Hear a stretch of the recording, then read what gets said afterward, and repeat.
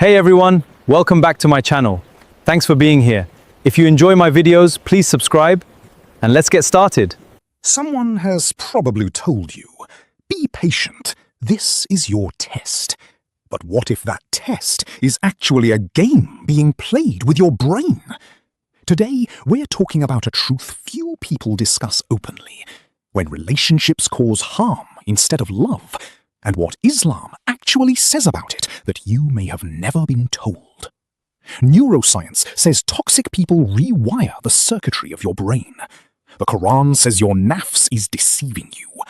Today, we are going to face the reality of trauma bonding and find a combined solution rooted in tawakkul and psychology to break free from it. Welcome back to Kun Fayakun Speaks. Today's topic is one rarely discussed openly in religious spaces. Relationships. Marriages, friendships, family ties that quietly cause harm instead of healing.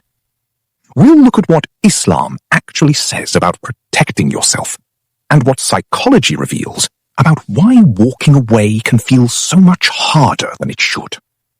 Many Muslims feel caught between two things: the value Islam places on patience, loyalty, and maintaining family ties, and the reality that constant criticism, control, manipulation, or cruelty is wearing down their mental and physical health. Verses about Sabr and Hadiths about maintaining ties of kinship are sometimes quoted to guilt people into staying in situations that are actively harming them. So the real question is, does Islam ever justify walking away? Or does faith require you to endure harm indefinitely? Consider a composite story we'll call Amina's, a reflection of patterns many people describe, not any one real person. Amina genuinely loved her husband, but over the years, small comments became constant criticism. Apologies became promises that were never kept. Every time she considered leaving, he would become gentle again, just enough to make her stay. She kept telling herself, a good Muslim woman is patient. This is my test. It took her years to realize that patience was never meant to mean tolerating harm indefinitely, and that recognizing this wasn't a failure of her faith, but an act of it. This hadith, narrated in Ibn Majah and other collections, is considered one of the foundational legal maxims in Islamic jurisprudence.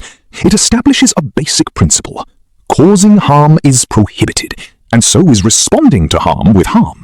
Scholars have applied this maxim across marriage, business, and community life. It is the same principle that underlies the permissibility of hula, a wife's right to seek release from a marriage, and the encouragement for a husband to divorce with kindness, rather than force a wife to remain in a harmful situation. The Quran itself instructs, live with them in kindness. If you dislike them, perhaps you dislike something in which Allah has placed much good. 4:19. But this same chapter also makes clear that kindness is a two-way obligation, not a one-sided demand for endless tolerance. Elsewhere, the Quran states that a marriage should either be retained in kindness or released with good conduct. 2:29. Release, not just retention, is presented as a valid and honorable outcome. Psychologist Lenore Walker's cycle of abuse describes a recurring pattern: a phase of rising tension, an incident of harm, then reconciliation, often marked by apologies, affection, or promises, followed by a calm period before tension builds again. This honeymoon phase is not a sign the relationship is improving, it's part of what keeps a person invested in staying. Add to this cognitive dissonance, the mental discomfort of holding two conflicting beliefs, such as this person loves me and this person hurts me, and many people resolve that discomfort not by leaving, but by minimizing the harm to make the two beliefs feel compatible. Here's where the biology becomes strikingly relevant. Behavioral research shows that intermittent, unpredictable rewards produce a stronger dopamine response than consistent, predictable ones, the same mechanism that makes gambling addictive. In a toxic relationship, affection that arrives unpredictably after periods of harm can trigger this same reward pathway, making the relationship feel compelling in a way a consistently kind relationship might not.